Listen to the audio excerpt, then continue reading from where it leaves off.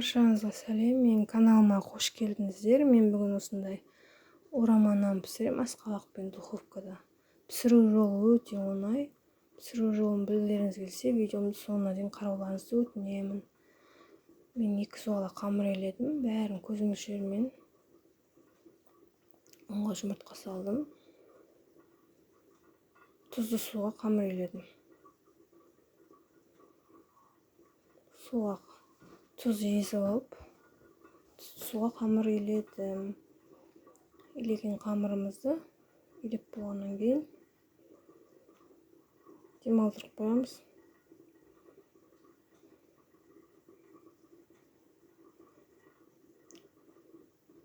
Демалдырып қоямыз қамырымызды. Бір менде 15-20 минуттай тұрды. Одан кейін 2 бөлікке бөліп алдым. Жаюға ыңғайлы болу үшін.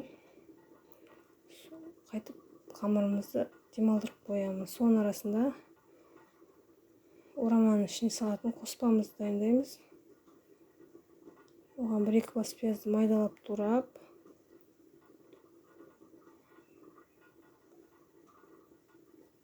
мен картошка қостым. Әркім өзі біледі, қосса да қоспаса да. Оны да майдалап турадым, 1 картошка қостым. Одан кейін асқабақты көптеу қостым. Татымына қарай тұз, бұрыш, сұйық май қосып араластырдым. Қамырымызды барынша жұқалап жаямыз. Менде 2 зуала қамырдан 4 орама нан шықты. Мен 1 зуала қамырды қазір 2-ге бөлемін. Видеодағыдай 2 бөлеген қамырды майлаймыз. Мен сұйық маймен майладым.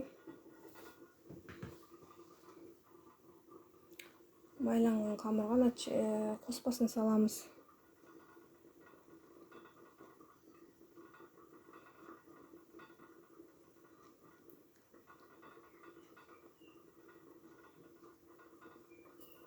Қоспасын салып, жайғастырып,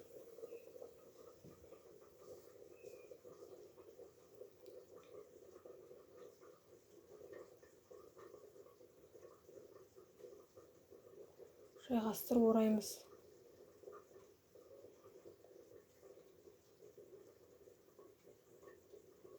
Мен осы кезде уже духовкамды қыздырып қойдым.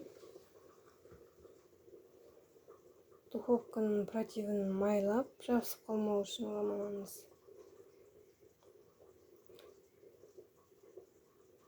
Орама нанымызды орналастырамыз.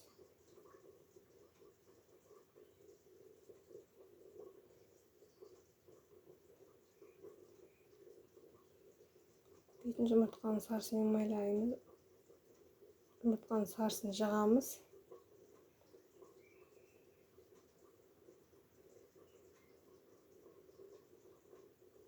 Жағып, бетіне күн жүртсектім, ол міндетті емес. Мен орама нандарым қызып тұрған пеште 170-180 градуста 40 минут пісті. Бірақ әркім өз духовкасына қарай пісіреді. Беті қызарғанша ішіндегі қоспасы пісу керек. Менікі толықтай пісіп шықты. Мен видеом ұнаса, видеома лайк басып, комментарий жазып, каналыма жазылмаған болсаңдар каналыма жазылып кетіңіздер. Видеомды соңына дейін қарағандарың үшін рахмет. Келесі кездескенше қош сау болыңыздар.